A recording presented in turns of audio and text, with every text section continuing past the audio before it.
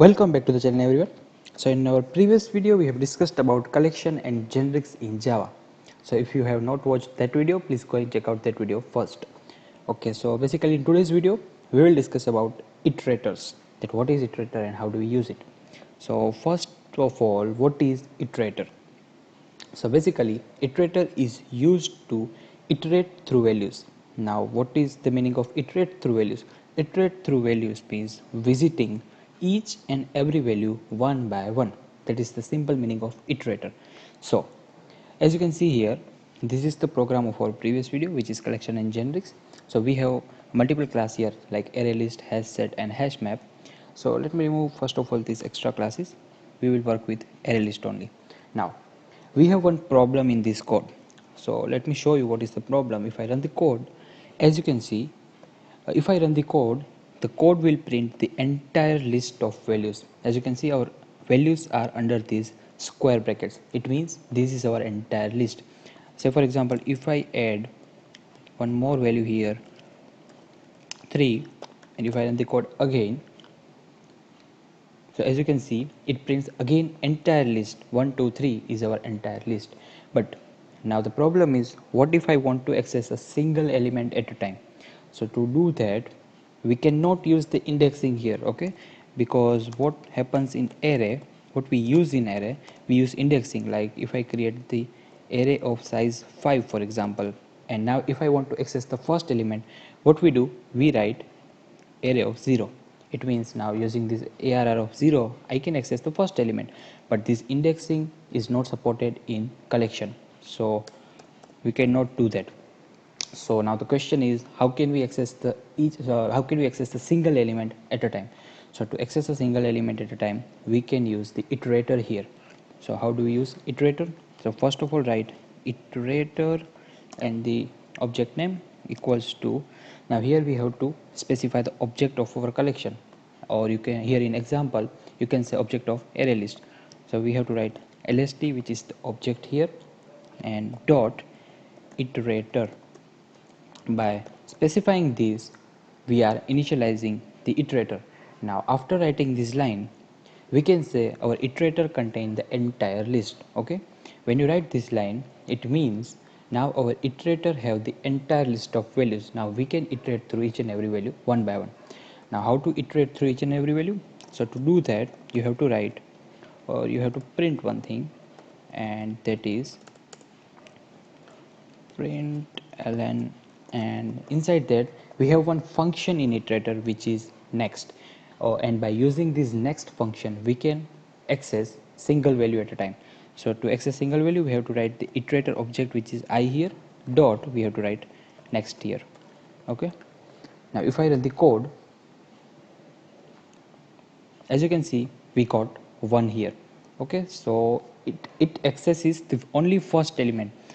You can see we are not getting the entire list of values, we are only accessing the single value at a time. And if I write this line again here, and if I run the code again, as you can see, we got the second element also. Okay, so every time to run this line, every time you run this line, you got the new value or next value. Next means the next value. Okay, as you can see, we got the 3 values because we have specified this line 3 times. But here we have also one more problem, that if I specify one more time next, so if you have noticed, we have 3 values in our list, but I have written the next line 4th time, which is not possible. So if I run the code, so as you can see, it throws an exception which says no such element exception. Okay, so we cannot write this line 4th time, so it is a problem.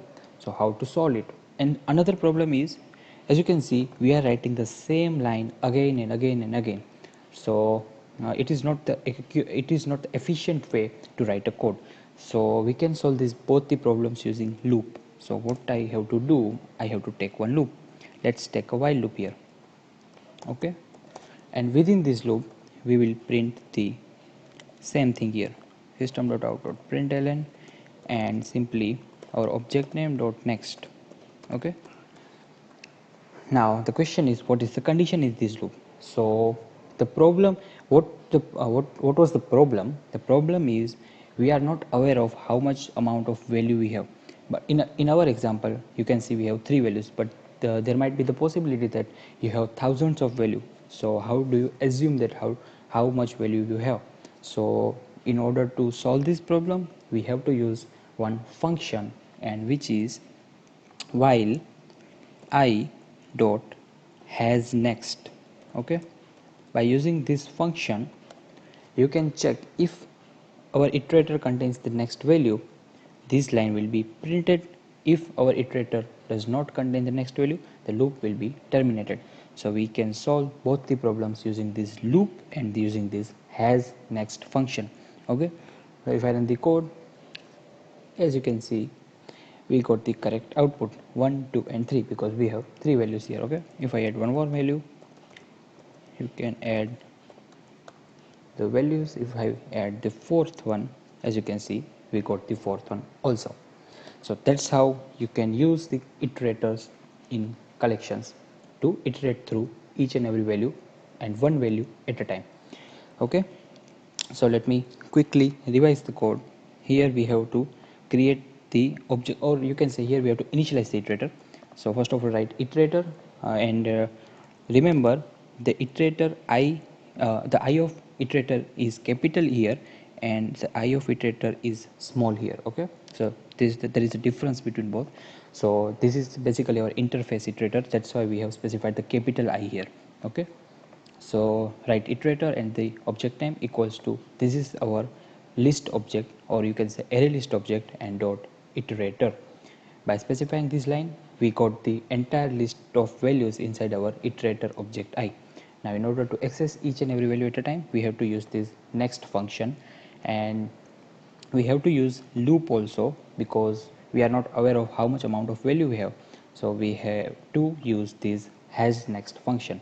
Has next means if our iterator has the next value, it will print the next value. If our iterator does not contain the next value, our loop will be terminated. So this is the simple program of using the